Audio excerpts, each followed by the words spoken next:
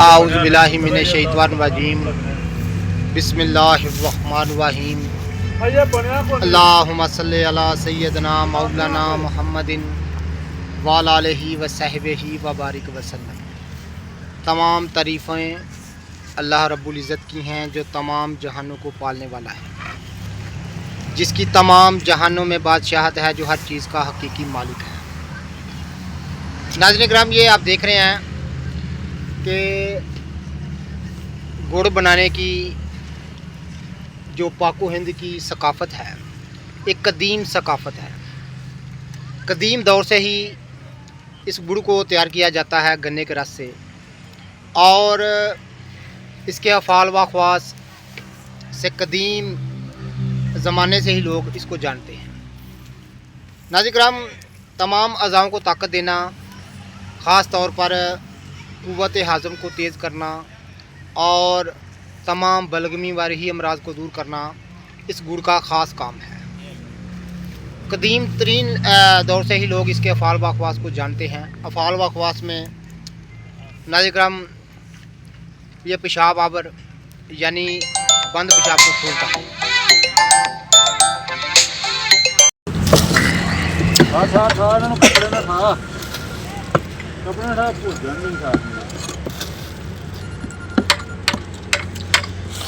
मक्खियां जुड़ा भाई।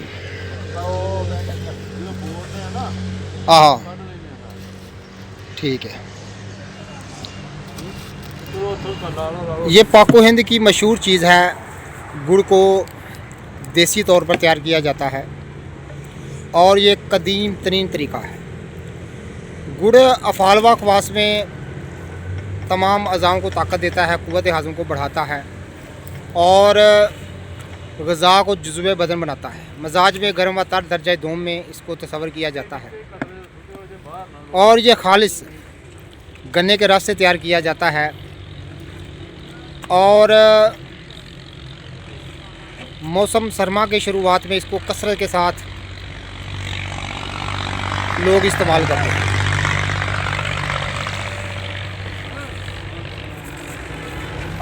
वालेकुम सलाम।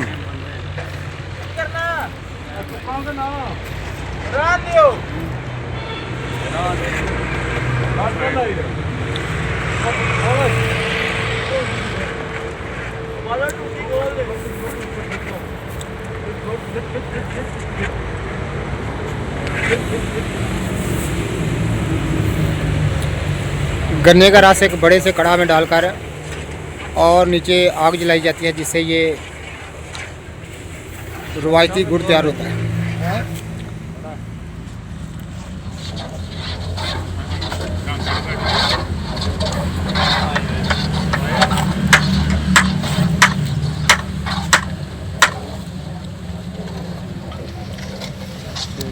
अग पास मसलसल थले तेज रखनी पैंदी है। नहीं अग तेज है थले। हाँ सुबह दी ना बाली है।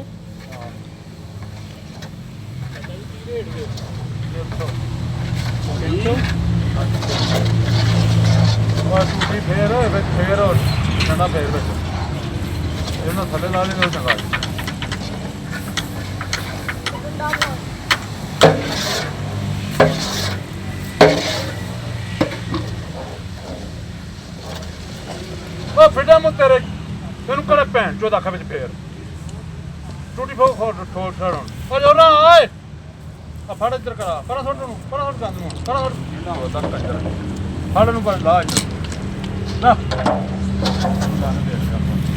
राजा नु को ना काम थले रोड चली उनु आखा वो टूटी नु हिला तो कुड़ी जान में डांग फेरती ले और साफ करियो ओए डांग करी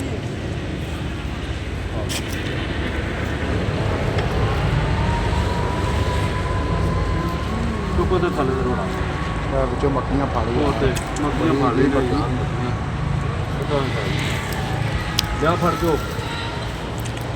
ये आग जलाने की भट्टी है। पाथले पराली अग बाल दो, किसी होशियार भी बाल सकते हो।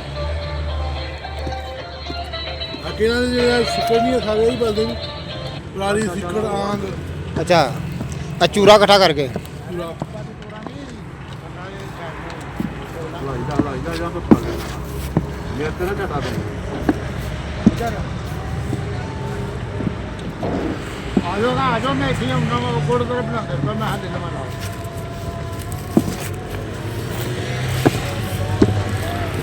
ਹਾਂ ਉਹ ਨਵੀਂ ਬਾਜੀ ਤੋਂ ਪਿੱਛਾ ਥੋੜਾ ਗਿਆ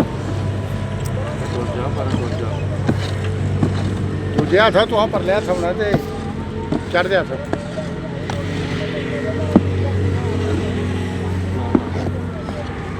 ਮੈਂ ਨਹੀਂ ਇੱਥੇ ਰੋਡ ਦੇ ਉੱਤੇ ਹੀ ਆ ਕਿ ਜਿਹੜਾ ਲਾਂਬੇ ਵਿੱਚ ਨਹੀਂ ਨਹੀਂ ਇਹ ਬੜੀ ਸਹੀ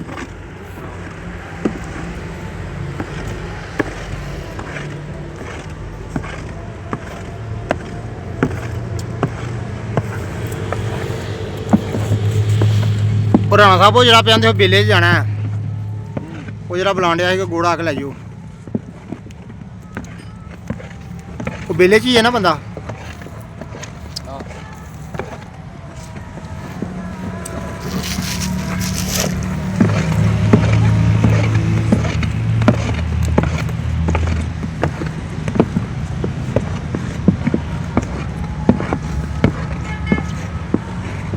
ਹੁਣ ਜਿਹੜਾ ਹੋ ਗਿਆ ਨਾ ਜਿਹੜਾ ਅਗਰ ਇੰਜੀ ਛੱਡ ਦੇਣਾ ਨਾ ਇਹ ਬਾਅਦ ਜਿਹੜਾ ਗੁਰਜੀ ਪਈਆਂ ਵੱਢ ਲੈਣੇ ਜੀ ਇਹਨੂੰ ਹਲਾਈ ਜਾਣਗੇ ਸ਼ੱਕਰ ਬਣ ਗਈ ਠੀਕ ਹੋ ਗਿਆ ਨਹੀਂ ਜਿਹੜੀਆਂ ਹੋ ਗਏ ਕੰਮ ਅੱਛਾ ਹੋਰ ਕਾੜ ਨਹੀਂ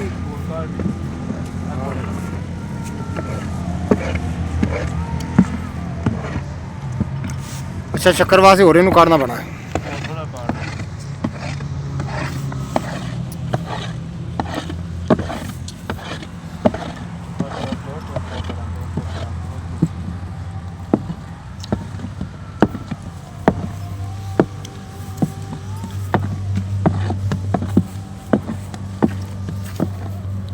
ਜੋ ਕਿ ਮੈਂ ਪਿੰਡ ਨੂੰ ਹੈ ਨਾ ਹਾਂ ਇਹ ਗੁੜ ਬਣਾਉਣਾ ਕਰਨਾ ਨਾ ਆਪੀ ਡੇਰੇ ਦੇ ਆਹੋ ਬਣਾਉਂਦੇ ਨੇ ਅੱਛਾ ਤੇ ਕੀ ਕਰਨਾ ਪਿੰਨੀਆਂ ਨਹੀਂ ਪਿੰਨੀਆਂ ਹਾਂ। ਉਹਨੇ ਬੂਟੇ ਲੈ ਕੇ ਫੇਕ ਵਿੱਚ ਉਹ ਕਰਨੇ ਨੇ ਮੈਲ ਸਫਾਈ ਵਾਸਤੇ ਅੱਛਾ ਜੀ ਬੜੇ ਬੜੇ ਐਟਮਾਂ ਕਰਦੇ ਜਿਹੜੇ ਪੁਰਾਣੇ ਬੰਦੇ ਨਾ ਬੰਦੇ ਨੇ ਲੋਕੀ ਹਾਂ ਇਹ ਹਰ ਬੰਦੇ ਦਾ ਆਪਣਾ ਆਪਣਾ ਫਨ ਹੈ ਭਿੰਡੀ ਦੀ ਜੜ ਫੇਰਨ ਨਾਲ ਕੀ ਲੇਸ ਆਪਣਾ ਗੁੜ ਦੀ ਰੋਟੀ ਸਹੀ ਬਣਦੀ ਹੈ ਨਹੀਂ ਮੈਲ ਲੱਗਦੀ ਹੈ ਕਈ ਛੋਟਾ ਪਾਕ ਮੈਲ ਲੱਗਦਾ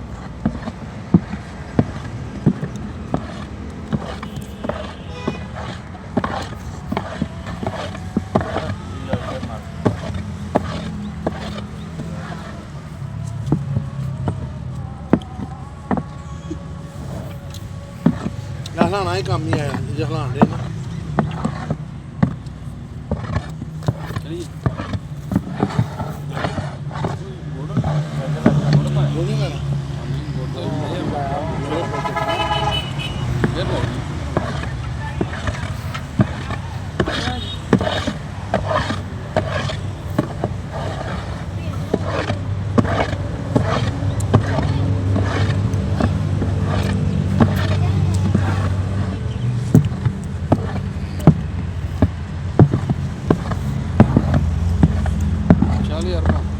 चलिए अच्छा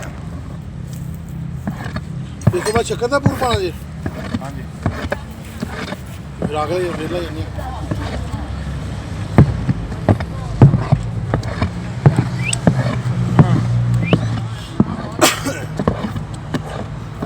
ਚਲੋ